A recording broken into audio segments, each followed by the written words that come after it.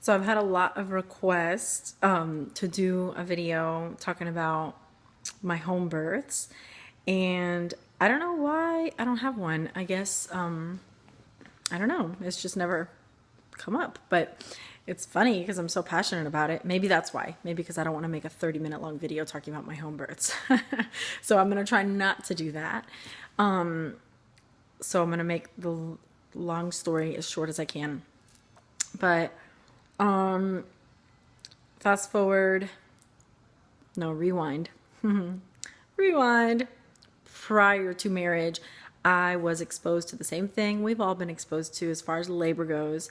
Terrifying, unbelievably painful, the most excruciating pain you can possibly imagine. Screaming, blood, torment for hours on end. Ridiculous.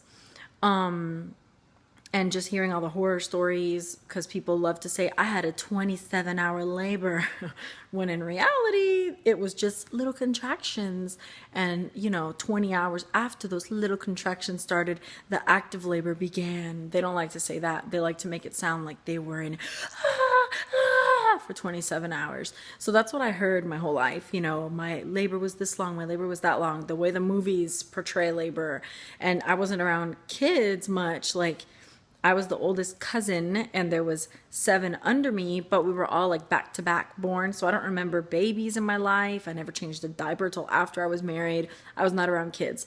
I really think being around children growing up, babies and stuff, is so beneficial just for the future. Being around pregnant women and women giving birth, it's so healthy because you have the right perspective on things instead of what society wants to feed you. So like most women, I was petrified of labor. Petrified to the point where even after marriage, I was like, I don't know if I want kids because I don't want to go through labor. Never did it dawn on me, wait a minute. The Lord made women's bodies to be able to do this, and hundreds and thousands of women have done this already. And God designed this. So, yes, I can do it. That simple little reality never dawned on me. I was just wrapped up in what society crams down your throat your whole life. So even after marriage, I was scared. I couldn't watch like labor scenes and movies and stuff. I would literally like close my ears and close my eyes and like want to run out of the room, And I didn't let people tell me their stories because it was just too much for me to handle. And now it's like hilarious, like how much I talk about it.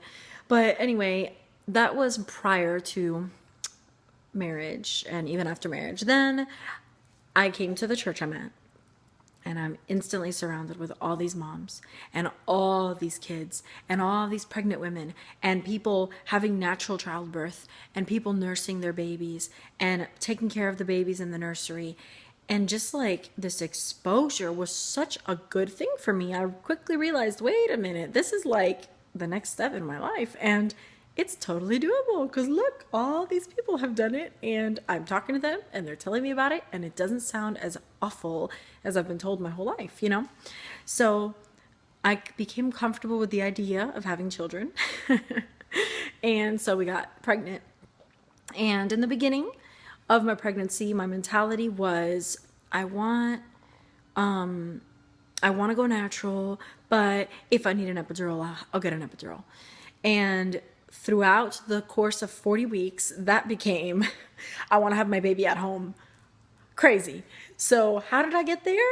I don't really remember that clearly. I know that I watched a lot of those, that show on TLC, Baby Stories, A Baby Story. And every episode I watched of that made me want to have a baby in the hospital less and less and less. And then I watched The Business of Being Born, which any of you that are my age or a little older remember the Ricki Lake Show, 5 o'clock on WPBT, channel 39. Go Ricki, go Ricki. She had a baby, and I guess she had an awful experience in the hospital the first time around. So the second time around, she got a midwife, had her baby at home, and it was amazing. And she made this really good documentary. It is very biased. There's a lot of nudity. I'm not with the documentary 100%. I just think the statistics are really, really good to know. And watching those women labor naturally made me like, oh, I could do that. Like, seriously. So That was my selling point on I'm going natural. At that point, the epidural was gone, but the having it home was not set in yet.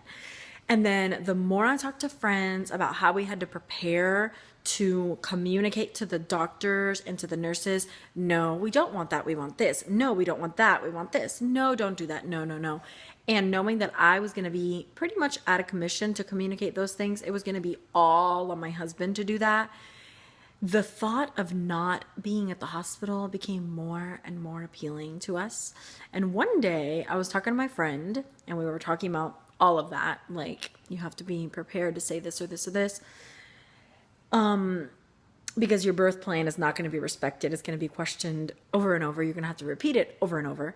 I said, oh, I wish I can just have my baby at home. And she's like, you can. And that was like the light bulb, like, oh yeah, I can. Okay. So I ran home and told my husband, and he was on board 100% right away, like always, because he's the best. And so we started, I heard about a friend who had a home birth, and I got in touch with her midwife, and our search ended with the first midwife we met. She is just amazing in every which way. I love her so much. She's awesome. She's still in my life. I still talk to her all the time. I call her for the most random stuff ever. Love her. We've hung out. She lives like in this Amish community, but she's not Amish, but she delivers all the Amish and the Mennonite babies. So we like traveled an hour and a half to her house. We saw bald eagles flying out there. I mean, amazing. They drink water out of the creek. They have a river, and we just spent like the entire day out there in their house, and they have like 9 kids. So it was so fun, so fun. So we're close. And I love her so much. And she was kind of like the first influence in my life to like really change our diet towards more vegan eating and plant-based nutrition. But anyway, we loved her. We chose her, and it was on. Now it was just a matter of telling our parents and getting that, over with. So at first they thought we were crazy, which I understand, because before I had home births, I thought that people that had home births were crazy too. So it's now this big joke, because I had friends that had home births, and I was like, the first time they told me, I just was like silent. I didn't know what to say. I thought they were nuts. And then 6 years later, I'm doing it. But anyway, my first labor was 9.5 hours long. Both of my kids were born on their due date, which is so crazy to me. I was 26 when I had Ivan, and at 3 a.m. or so, I woke up to my water breaking, and immediately it was intense. It was no gradual hinting like, hey, it's starting, I think. It was like, bam, it's here. And it was crazy. So right away, we stripped the sheets, we put the plastic lining on. I'm starting to like panic because I was trying to relax and do all the things that I had read about in the Bradley book. Yeah, everything I prepared for was like thrown out the window. What was supposed to be the Bradley method of me relaxing and my husband talking me through every contraction became, everybody shut up. Nobody say a single word to me, and I'm not speaking either. Hector, please stay right with me this whole time. Do not leave my side. Mom, get out of here now. And now it's this joke that I had this silent birth, but it wasn't planned that way. I just was not going to hear a sound. I didn't want to hear anything. So this lady had told me months before that I randomly, by God's providence, sat next to an airplane, that the water pouring on her back really brought her relief. So I tried sitting in the tub. That was not cutting it. I tried a yoga ball, not cutting it. Nothing was cutting it. So I started to feel like giving up, and I was already starting to get really discouraged, like, oh no, I'm giving up so soon, And I remember just like walking around the house in a panic and slamming my fist on the table, yelling, I'm not getting an epidural. And I called my midwife. She lives like an hour and a half away. I was like, I don't know what to do. I'm panicking. I can't breathe. I don't know what to do. And she was like, well, the way you're breathing is too shallow. You have to change the way you're breathing. So she talked me through breathing, and I ended up in the bathtub exactly how that lady told me on the airplane, with water on my back. My mom was boiling water, bringing it to my husband. He was pouring it into the bathtub, and he would get a pitcher, lift, fill up the pitcher with water and then gradually pour it onto my back. And just that constant drizzling, trickling onto my back brought me relaxation like I would have never believed. It completely relaxed my body. Combined with the breathing, completely gave me control. And I got through my entire labor with breathing, inhaling through my nose as long and slowly and steadily as I could, and exhaling through my mouth as long and slow and steadily as I could, and that water on my back. Those two combos of control and relaxation totally got me through 9.5 hours. I was so focused. I was so determined.